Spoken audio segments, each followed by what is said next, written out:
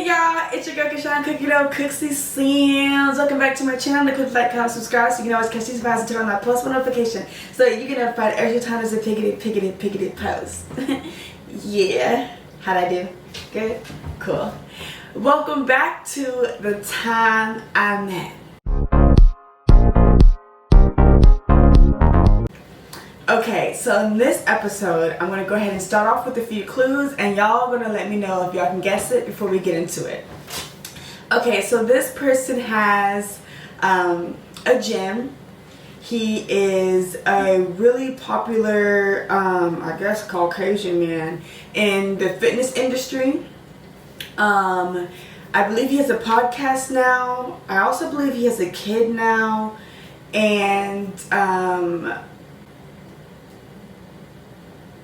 that's kind of like all the clues I can give. Now this is a little bit hard, especially if you're not in the fitness industry. You're gonna be like, girl, everyone else up to this point has been an entertainer. I don't know. Well, I'm still gonna give you a chance to guess, and then we'll get into it. Okay, sorry by the way, please ignore that sound. There's nothing I can do about it. But just in case you haven't guessed, I'm about to tell you. So this is the time that I met Bradley Martyn, who is a big time fitness influencer. So this is back during like the beginning of my fitness career. And how exactly did we meet? I want to say we met, let me check. Let me just check. Let me check my facts, honey child. 2 seconds. Let me check.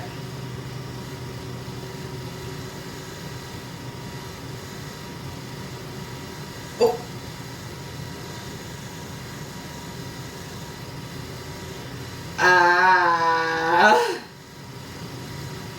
Oh.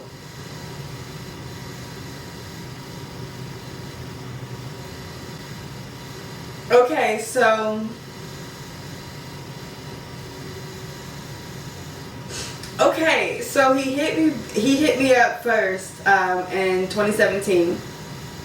And asked just a bunch of questions and whatnot. And then it led to him letting me know that he was opening up a gym. I don't know if I want to say the name because I don't really want to give the gym promo like that because, you know. But he opened up a gym and he asked if I would come. And so I said, yeah, I'd come check it out or whatever, right? So before that, he gave, then eventually led to him giving his number. So before that, before the grand opening, we hung out, and it was just like cool, chill time or whatever, right? And the actual grand opening of the gym, I couldn't go. The actual grand opening of the gym, I couldn't go because I was celebrating my mom's birthday. So he caught an attitude about that and literally like pressed me one day and was like, were you at the grand opening? Look, little bug, I will fuck you up.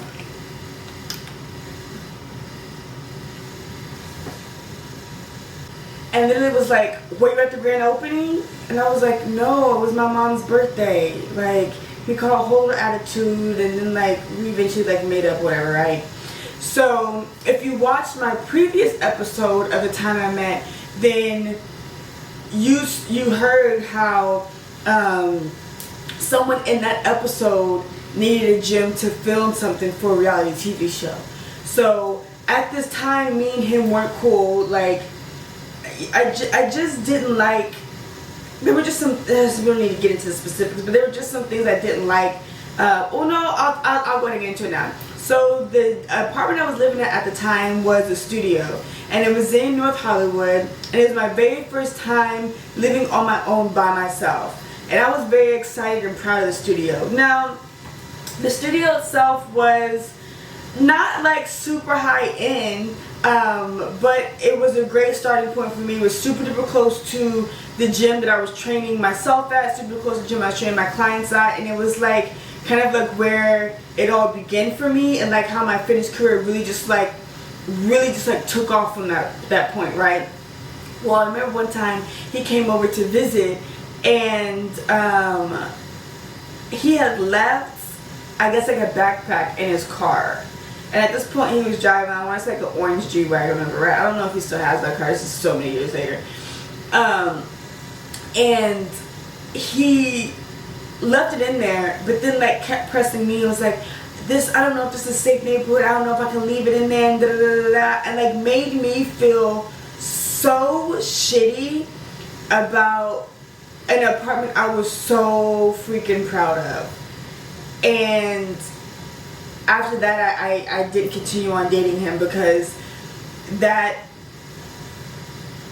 was just so arrogant and so classless and just so, like, even since this moment is making me emotional because, like, how dare you talk down on somebody just because you feel like you made it and you have this super fancy car and you have this nice house and you have your own personal gym, where like I'm starting out and like doing everything on my own, and like I was proud of that place, right? And so I let him have it. I let him have an earful, and after that we didn't no. But when it came to my client looking for somewhere to film a reality show, the gym that I was training at, or on a consistent basis, was like a more private, intimate, exclusive gym. Like you had to meet with the owner to even be accepted, quote unquote, and to be able to get a membership. There, for whatever reason, were some issues, and the production team was already like, no, pretty much, we need somewhere else. And I was like, dang, because like a lot of people had already filmed there and stuff. And I was like, dang, well, I don't really know any other like private, like intimate, exclusive gyms. And like for a production company and for filming, it has to be a private gym. It can't be like a chained gym because of the filming. A lot of the chain gyms, you can't do high-end like production filming in those gyms. So I was like, dang, the only person I know who has one is this dude that like I'm not cool with, but let me put my personal emotions and feelings to the side and let me reach out on a business tip. Let me put my manager hat on, right? So I reached out and was like, hey, I have a client and her reality show, her production team is looking to film at a private gym, and I want to know if your gym would be open to do that. He said yes. He put me in contact with the people that would allow it to happen. I was like, okay, cool. So, you know, we get there, I'm so super duper excited. This is my first time ever setting up a meeting like that, and this is my first time ever on a reality TV show. And it came through my homegirl Crystal, so thank you for that opportunity. So, yeah. So, I remember I was there, and by the way, getting the paperwork signed and like the waiving stuff signed was so annoying and so complicated. They sent it over, the production company kept reaching out to me like, hey, we're waiting on them to sign it and this and that and blah blah blah blah blah blah blah. So I had to keep reaching out to him and his people like, hey, the production team needs you to sign, reaching the filming date, and we can't film until y'all sign this. And like, if y'all aren't going to be able to do this, let me know so we can figure out somewhere else to go so they can still stay on their time schedule to film this. And eventually, like, they signed it, but it was, the process up until filming day was annoying. It was so frustrating, and I was already frustrated because I'm like, this is a person I have history with. And like, you're being annoying, you're making me look bad to the production team because you're not on top of your stuff. And I'm like vouching for you like, hey, yeah, we can film in his gym. And it's just like, bruh, like, you need to put your own personal feelings aside on whatever you and I had going on, and like, let's get this business done. Like I may be emotional and stuff when it comes to relationships, but I'm not emotional about business. I'm not. Like, let's not play those games. So it gets signed or whatever. So, but because, okay, so then, you know, we show up there, whatever, the day of, like, we do our filming scenes and everything. I meet the person who, this is my first time meeting one of the people that was, I was corresponding with through email and everything. So we get that film and we're wrapped and we're like, we're gonna go, and I'm like, this dude never even showed up. And I remember one of the people like asked me like, is he here? And I was like, I don't see him, nothing. Like, I was like, reach out to him, nothing. I'm like, dude, business wise, you are making me look bad because I reached out to you because this is your gym. Now, he did have business partners. At the time, I didn't know that. I learned that through the paperwork getting signed. He did have like business partners with the gym, but I'm like, but you're quote unquote the face of this gym. You're the big fitness influencers everyone knows, and I just put you in contact with a really awesome like production team on a really like known network, and you didn't even take the time to, you were complicated for signing the paperwork, you didn't even take the time to show up for filming day to meet everybody. They're asking me like where you at, and I'm like, dude, like business wise you're not a good businessman, like, at least in that sense. Maybe you like you figured out with other stuff, like in that moment like you let the emotions or whatever you and I had going on, like it just wasn't so like I left there and that was that, right? And then I remember like years later I had gone to the fitness fit expo, and I just gone by myself, and I didn't have a booth or anything. I was like walking around just like meeting some of y'all because I love like connecting with y'all. So I was like walking around meeting some of y'all, taking photos and this and that. It's like having a great time. As I'm walking out and like walking to my car, and I hear someone go, "Cookie!" And I was like, did I just hear my name? I'm tripping. So I keep walking, "Cookie! Cookie!" And I turn around and it's him. And like instantly I was like, what? And why is this man calling my name? Like, just what?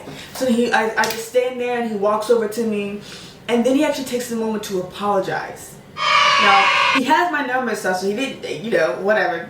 He takes a moment to apologize and was just like, you know, after you, I didn't date for a while because I needed to get myself together and this and that, blah, blah, blah, like, and just like apologized for hurting my feelings. He didn't necessarily apologize for the comments he made at my place, but he apologized for pretty much being immature for us, like when we were like whatever. Now I didn't fully consider us dating. I was more like, okay, we're talking and we're trying to figure things out, but he considered it dating, which I guess talking and dating can go hand in hand. I don't know, but that's what he considered it. And then he did apologize, and then I want to say like that was like the last time I ever talked to him. And then I just like ran with my Explore page and saw that like he had a family in the podcast and stuff, and I was like, oh dang, that's crazy.